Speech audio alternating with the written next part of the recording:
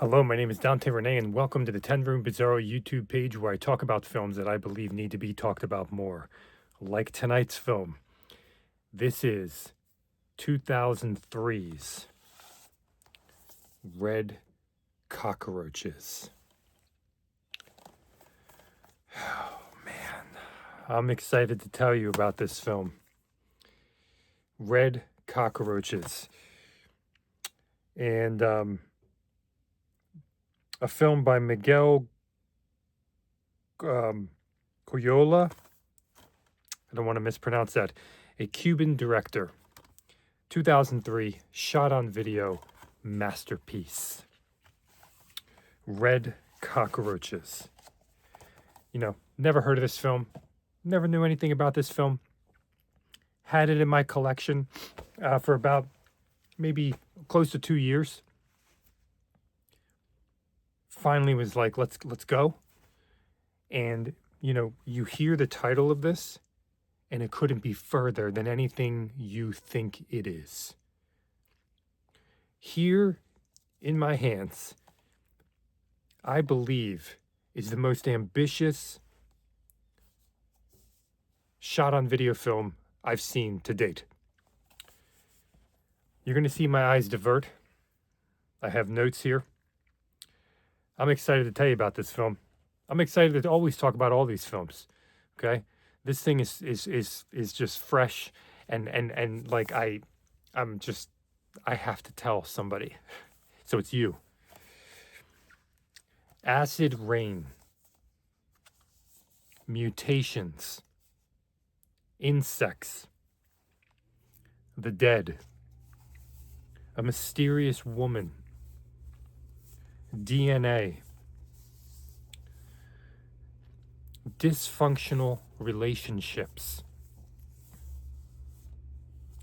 And the secrets of dysfunctional relationships. Sometimes, well, it's assumed when somebody says dysfunctional relationship, it means like blood family. And there's something that digs real deep, that cuts real deep, when it's people raised, living together inside of the same walls of a house, of an apartment, whatever it is. Our family relationships impact us the most, whether we like it or not. And there is something so deep, so intense about those relationships inside the walls of your abode. And the secrets and the pains and the darkness, hopefully not too much, but a normal amount. But lots of people don't have whatever normal is. I have no idea, but lots of people have more darkness than they would like. So that's an area here. Dysfunctional relationships, loneliness, a missing tooth. Yeah, missing teeth. But without noticing that they're missing from the person's actual mouth. Where are they coming from? A lake. A lake with history. Cold fall leaves. Cloudy. Off-season. An off-season, cold, windy time at the beach. Cloudy.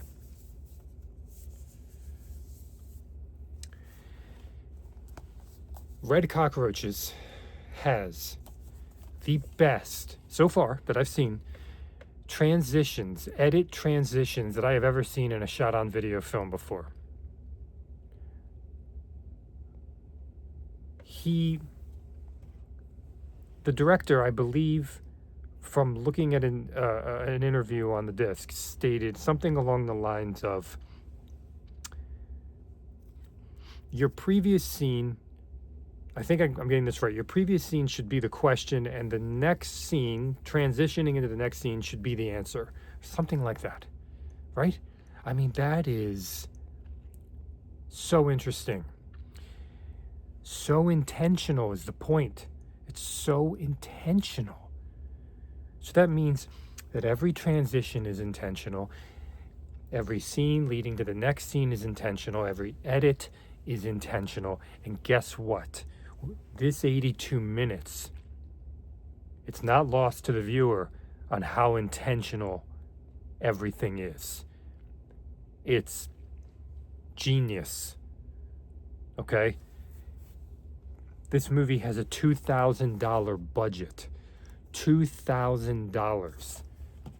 And it looks and feels better than most films you could see that are in, I mean, more profound, really interesting stuff. And sometimes those transitions have some like really dark humor in them, in the way that they transition. And you'll see that sometimes in films. They'll do it once, you know, they'll do it twice maybe, where it'll go from this scene to that scene, and it's like funny, like somebody's like pooping, and in the next scene is you know, somebody pouring chocolate or something, you know what I'm saying? But in here it's very, very intentional and very artistic and very stylized and very impressive. The theme of desire apart from rules. You see, here's where the question comes in here, folks. Is desire independent of boundaries, of barriers, of rules? Societal, cultural, religious, legal, political? Does desire stand on its own? I think most people would say, obviously, there are some rules, that we have to rein in some of our desires, that it's not that desires have no, like they're free from you know, moral standards. You know, somebody has a desire to go hurt somebody, you know, for no good reason. Just a, you know, some random person, you hear about it all the time. That needs to be reined in, that desire. And the desire, regardless, is indicative of us, of our mind, heart, soul, whatever we were calling this. You know, I've stated before that David Lynch says, where does an idea come from? Where do ideas come from? Okay, well, where does desire come from? Where do our desires come from? Where do they come from? Missing children is part of this film. Genetic tracking devices. Lust and sexual fire and fetishes. There are some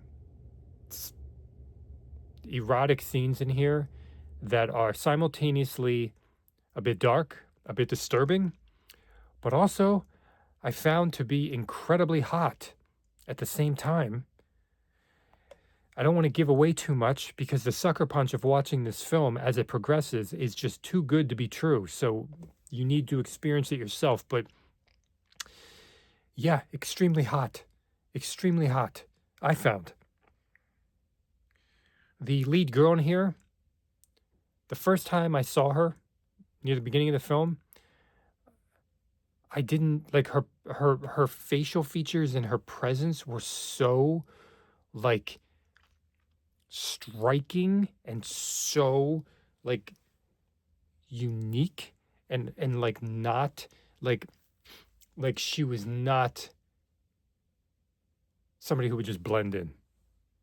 And then as the movie progressed just a little bit more, she became more normal to me.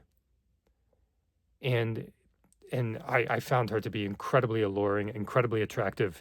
Her body, her face, everything, just amazing. Her eyes, her nose. She almost reminded me of this this folk singer, not old, this folk singer from, I guess, the late 90s, maybe, named Jennifer Knapp.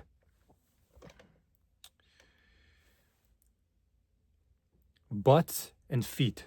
If you think Quentin Tarantino had a thing for feet, you will see lots of women's feet in this film, of all ages, actually, too, and an emphasis on butts as well. I'm not talking about naked butts here. I'm talking about in regards to eroticism and fetishes. So if you like butts, amazing stuff. If you like feet, amazing stuff. Family secrets. I mentioned this before. Family secrets. Family secrets can be the most deep. Pregnancy. There's a mystery, there's a darkness, there's a weirdness, the unknown. This is in the future. Flying objects. But while red cockroaches is in the future, it's not in the future obnoxiously so. It's almost in the future, like, just calmly. Just flowing with not too much, just enough to make you bewildered. A cat that is heard but not seen. Sounds of different animals throughout. The sound of wind as if winter. As a matter of fact, the sound design in this film is absolutely captivating, just like this whole film is. Mysterious. Musically, we have big synth soundscapes of mystery and darkness, but not all the time, because the other pieces of the time are soundscapes. The best word I can describe this film with is captivating. Captivating. I lost all track of time while I was watching it, and I'm still thinking about the film hours later. Sci-fi, horror, erotic, surreal. Photo albums. When can photo albums be mysterious? When can they be dark? When can they be scary? When can photo albums be ghosts, not only of dead people, but of dead memories, of dead feelings, of dead smells?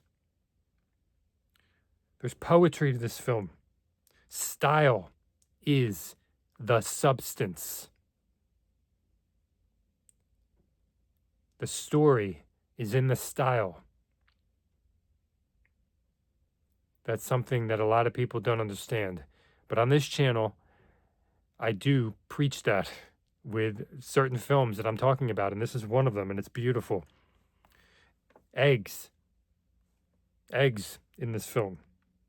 Animals versus humans in sexual desire. Animals versus humans in the theme of desire. Are humans animals? What are the dividing lines? What are the dividing lines sexually, emotionally, intellectually? And what about the idea of heart, mind, and soul when it comes to animals versus humans? Okay. The eerie imagery and insane ambition of this film that actually works is incredible. We have sci-fi in here done in a way that you're not used to. We have horror done in a way that you're not used to. We have pain and anguish and grief and secrets and mystery and darkness done in a way that you're not used to. Surrealism and also eroticism. The sex done in a way that you're not prepared for. And as I stated, I think it's pretty damn hot. 2003's red cockroaches.